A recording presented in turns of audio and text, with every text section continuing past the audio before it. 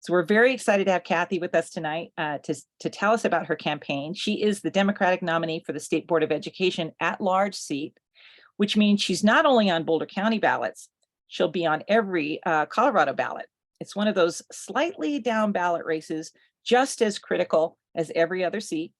Kathy has spent the entirety of her professional life as a school leader and in the public health field, bringing folks together to solve problems.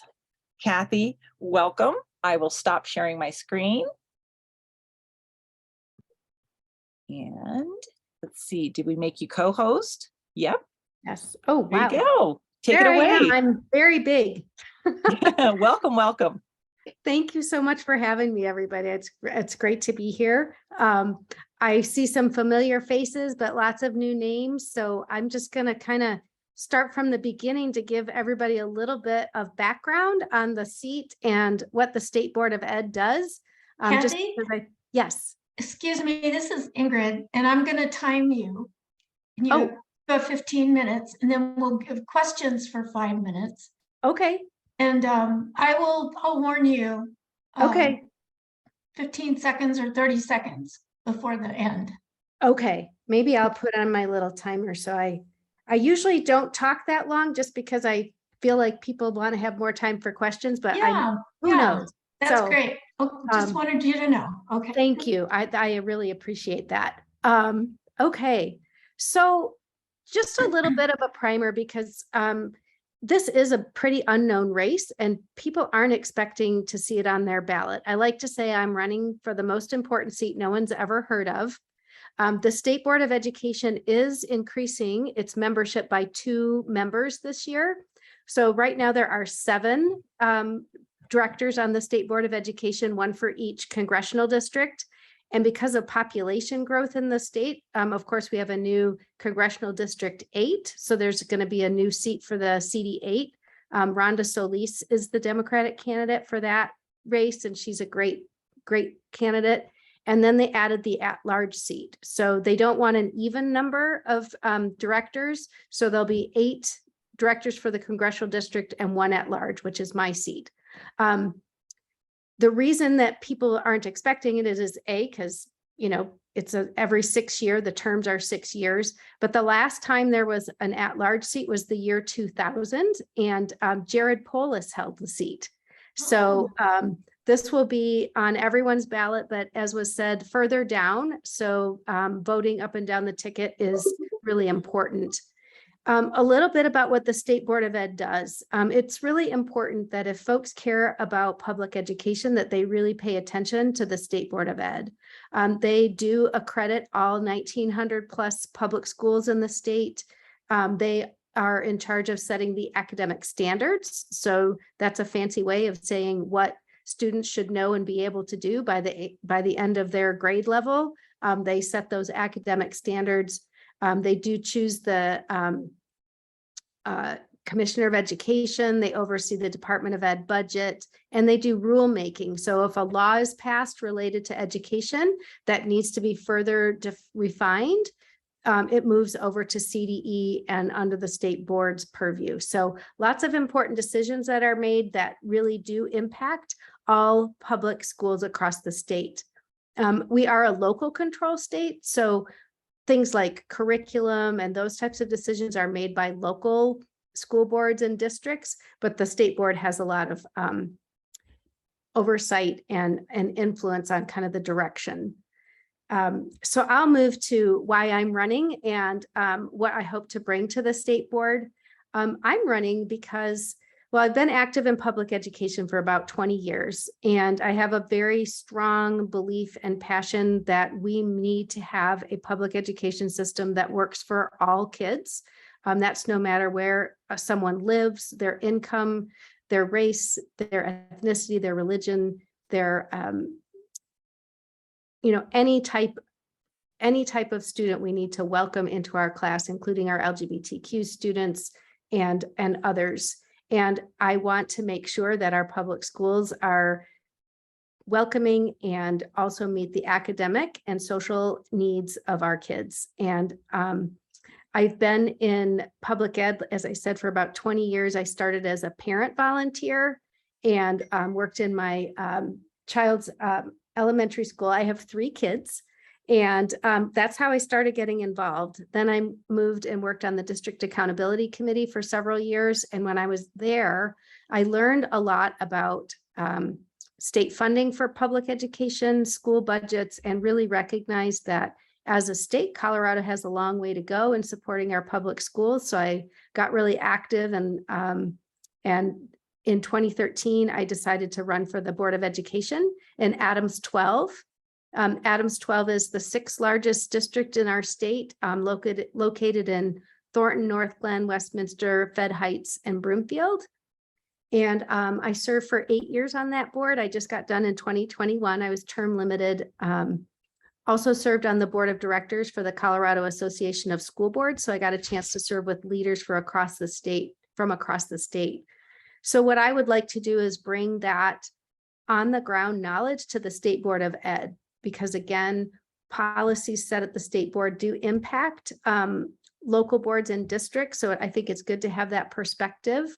I also got a chance to see firsthand really the challenges that our districts are facing, especially post-pandemic. So some of my priorities are obviously academic excellence, and that goes without saying. It's kind of a buzzword, but what does it mean? It really means that every child should have access to the basics. For some in rural Colorado, that even means just access to broadband and internet. Our kids need to have access to a wide variety and diversity of courses at different levels. They need to have special services. We need to make sure our special ed kids are served well, our English language learners, and that our teachers are teaching in properly resourced classrooms so that they can meet the needs of their kids. I also want to focus on our teacher shortage. We have a situation where teachers are leaving the profession. It's become very challenging, and we don't have a pipeline. And so I want to make sure as a state and as a body, we take a look at that and address that. And then I also want to address accountability and transparency. I believe that our schools and districts do their best and should do their best to work and partner with parents in the community to make the best decisions for their school based on data. And I want to make sure that people know that that's a value from the state board. I think there's some groups out there that are saying that, you know, there's secret things happening in public education right now, and that that's not the case. And I would push back on that and say, of course, there's lots that we can do better, but there, you know, our teachers and staff are doing their best to meet kids where they are and meet their needs and try and help them both academically and socially and emotionally, so they are not feeling anxious and can deal with what's going on all around them and have the best learning experience possible. There's a lot to do in public ed. I'm not running because I think it's perfect. I'm running because I think we need strong, experienced voices to make it better. I do have concerns about the dialogue that's happening around public ed right now. There are some organized forces that are really, again, talking about, they're scaring parents basically about what's happening in their schools. And so there's a lack of trust. And I want to make sure that we address that, and that we talk about the fact that we are there again to serve and welcome all kids. And there is no political agenda, and we don't want our kids used as any kind of political pawn, that our classrooms need to stay for teaching and learning and growth for our kids and just a positive environment for students. Let's see, I think I've covered most everything. It was said in the introduction, I've been in the field of public health for 30 years. I think that also gives me a new perspective, just because, you know, sometimes the same kids that are impacted academically and struggle the most are also the same families that struggle with health disparities. So I kind of come at the whole focus of education with, what are all the elements that a student needs to have to be able to learn at their best? That means they need to be able to be hungry kids aren't going to learn, stressed out kids aren't going to learn. And what are those partnerships that we can look at to make sure that when the kids walk through the door, we're doing everything we can to help them be successful and care for them. So that is me. The campaign statewide, it's huge. Trying to get all places. I'm been all over the state, which has been fantastic to meet people. There's really amazing work and creative problem solving going on, especially around housing. We know some of our teachers cannot afford to live where they teach anymore. So there's really unique partnerships happening in some of our mountain towns. People are stepping up and improving access to career and tech ed for kids. So I'm excited to be kind of the voice of all the good stuff going around our state and public ed. So I will stop talking and I'm glad to take questions. Wonderful, wonderful. I'm gonna, Sue, do you want to go ahead and open up the chat? Wonderful. There were a couple of questions, it's really funny. I think you covered a couple of the questions that we had. The first one was, what are the existing dynamics on the State Board of Education that you believe could be instrumental, that you believe you could be instrumental in improving, and how would you do that? I know you touched on some things, some problem areas, but do you have some specific ideas about what you would improve yourself personally? Yeah, so the State Board of Education is a partisan board. This will be the first partisan board I've ever worked on. I'm used to nonpartisan work in both CASB and on my local board, serving with diverse folks. And I would just love to see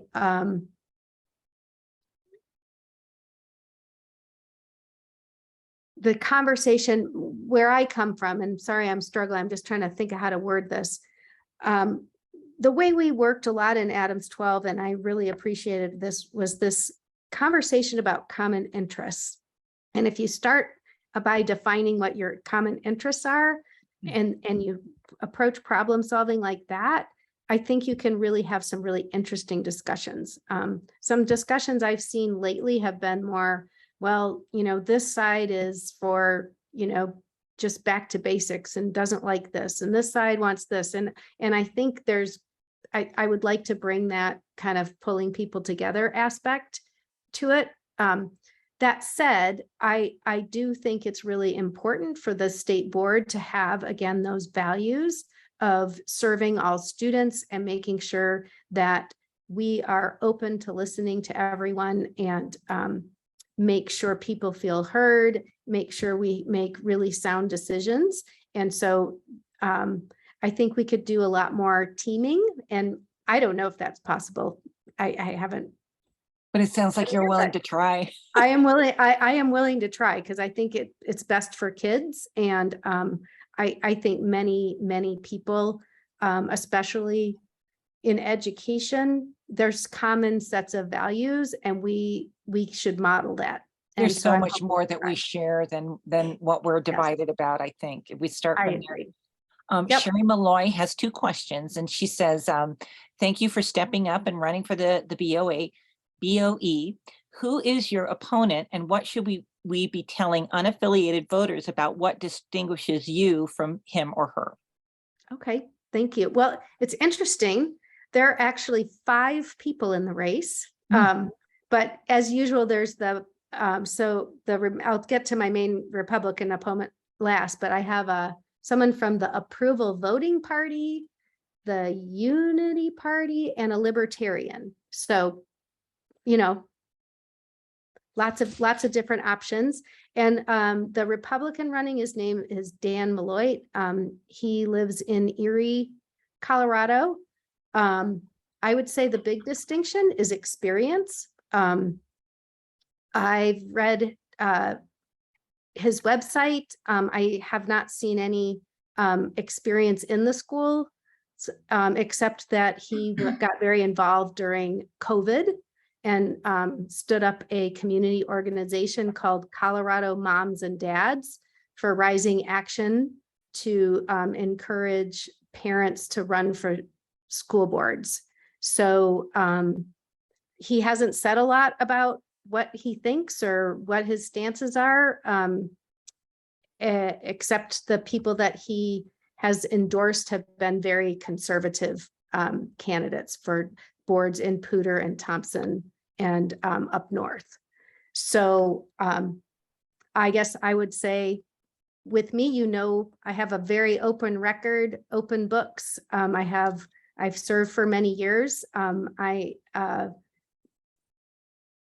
You know what you're getting, and you know my values and what I will work for. And I just want to run on those strengths and make sure people, again, we need to elect public education champions to the state board. Wonderful. And you know, that leads to Sherry's next question is, assuming you agree public education is the bedrock of society and democracy, what do you think is the greatest threat to public education in Colorado? I think right now it's a combination of things. It's a combination of the result of a continuous underfunding of public education. And I do worry about the teachers that are leaving the profession and making sure it stays strong. But I also think a big threat is just the narrative. One side of the aisle is saying our public schools are failing. You know, you should maybe consider taking your kids out and homeschooling. And if you send your kids, they're being indoctrinated. I think that's really undermining public education, and it sets up a system, you know, for our public schools to be strong. We all have to send our kids and work for those schools to succeed. And we can't have, you know, Democrats send their kids to public schools and Republicans send their kids to private or whatever. We've got to get in there and make sure that those schools are the strongest. And when you start having conversations about privatization and those types of things, I think that can really undermine public ed. And so I think kind of the current dialogue and, you know, some of the conspiracy theories out there are making people less trustful of public ed. And then combine that with coming back from the pandemic, having a lot of needs that we need to have met, and having, you know, our main professionals now considering leaving the profession. And so what do we do to restore that, get people back where we need to be? Because again, people are showing up every day doing amazing things for kids. People are really excited to be back this year. It's kind of our normal start where it feels like it was, and that's great. And I think we're going to see really good things for kids. Wonderful. Ingrid, how are we doing on time? Well, the agenda says we have until 7:05 and it's 6:53. So Oh, okay, wow. well, you know, there's a couple that this is a really great question from Richard Weigel, and he says, what pressure do you see happening in Colorado as far as pressure on using textbooks that are censored or on certain subjects? And that was kind of related to another one we had prepared, which was, how would you, as a member of the state board, fight against book banning in the public schools? So I think that's kind of the same kind of question. mm-hmm. Yeah. So, and I think it kind of relates to the discussion that they're having about the social studies standards. So the state board right now is considering the social studies standards in response to Bill 191192, which basically said we need to have more inclusive history taught with the contributions of African Americans, Hispanics, Asians, Native Americans, LGBTQ, that those contributions need to be added so that we are teaching a more inclusive social studies curriculum. So the state board, in conjunction with the law, took that on and have begun the process of revising the social studies standards. Well, in that process, especially regarding adding information about LGBTQ contributions, there are people that have pushed back and are questioning whether that is age appropriate or necessary. And, you know, I think where I come down on that is, you know, our kids need and deserve a teaching of a full and comprehensive history.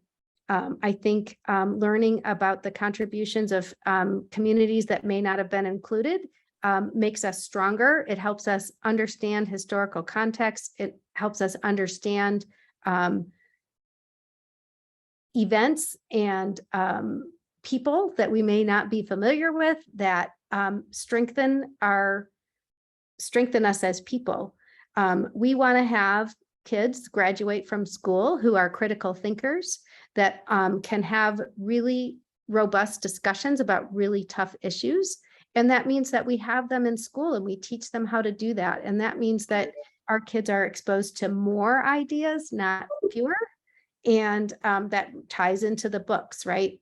We don't, you know, the world is wide, and I'm not in favor of censorship. And I think if we start going down that road, that it's a dangerous road, because who defines what's appropriate for one person or another, and how do we make sure, again, that our public spaces and public schools are there for a free exchange of many ideas? Thank you for being such a thoughtful candidate, all your experience and how you're talking about how people relate to each other and all the different varieties of students. You know, I had a question about the big old bad thing in the room, Tabor. Marie, so before we do Yes? that, I see that Rep. Karen McCormick just put a question in. Oh, she did. Okay. Yeah, I thought. All maybe- right.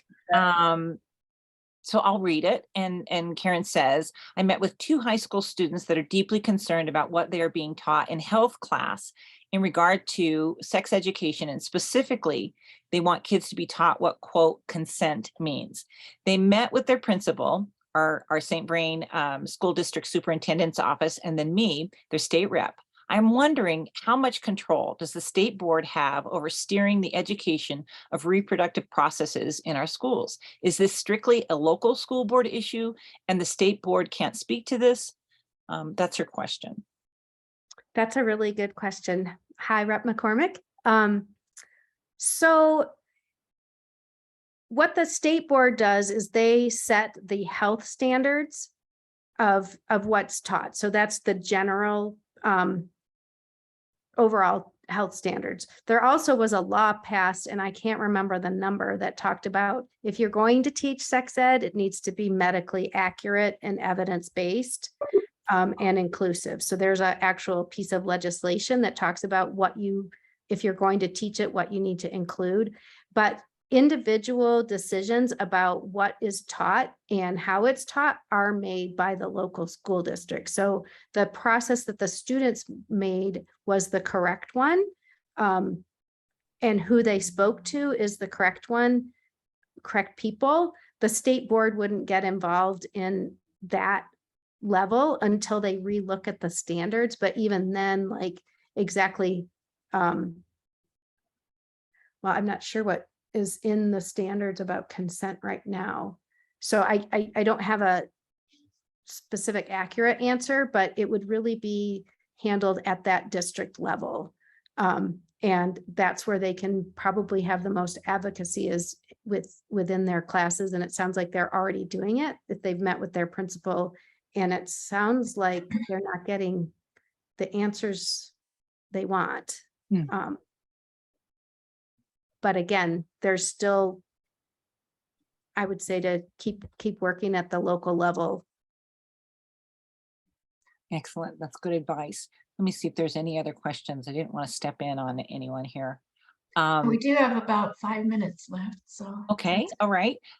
So it was about Tabor. And I looked up, and you know, there's different stats on this, and I'm sure you've got the more accurate ones, but it says Colorado currently ranks 39th in per pupil resources and 45th in teacher pay. What can we do about Tabor putting a stranglehold on additional public education funding? I know that's a big question for 5 minutes, but can you speak to that? I can. Well, unfortunately, we have tried several times to influence Tabor and have not been successful. Amendment 73, there's actually a initiative that that people were collecting signatures that did not make it on the ballot that would have taken part of a % of the Tabor refund money and put it towards teacher pay, and that did not get enough signatures. So the way we have to work on that is through the ballot box. Tabor has made us as citizens the people who do tax policy. And unfortunately, untying that knot comes from the voters. So we really need to keep working on finding ways to increase the pie, unless we can get a repeal of Tabor. And maybe that's possible if we get the right folks. You know, it's sometimes easier to get a measure referred from the legislature versus the signature process. You know, if we can figure out the right messaging to get people to, you know, do away with Tabor, but that's got to be done by a vote of the people. So that they've tried different legislative ways to kind of, you know, remove caps of spending and change things around the edges, but that's a long-term, really tough problem in our state, is the fact that, you know, we make all the tax decisions, and we haven't been successful thus far in getting people to vote on a statewide measure that does much to Tabor. So that's not a very hopeful answer. It isn't, but it's basically letting us know we got to keep trying at it. Oh, you yeah. know, and Yeah. you know, whether there's a way to exempt school funding from Tabor, or you know, who knows, but we've got to figure out something. Having, you know, grown up in the St. Vrain Valley School District, it seemed like we were funded pretty well when I was growing up, and that distinctly changed. Ray Rodriguez has a question. He's asking, well, there's two. She goes, he says, what will you do to ensure voices from minority communities are represented on the school board? Also, how many people of color are represented in your campaign circle of volunteers and staff? Great questions. I have a strong commitment to wanting to make sure that all voices are heard on the State Board of Education. So I have been reaching out as part of my campaign to get to know leadership in different communities. I just received the endorsement of the Colorado Black Women for Political Action.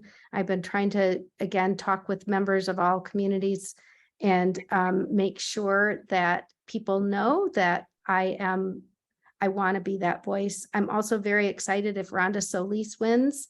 She would be the only person of color on the board. So it's an issue, and one I'm aware of, and one I want to make sure that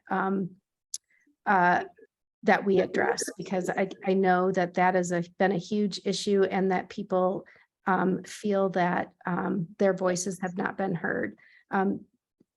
People of color I've heard from all across the state, and our rural communities are also feeling that our education system is directed at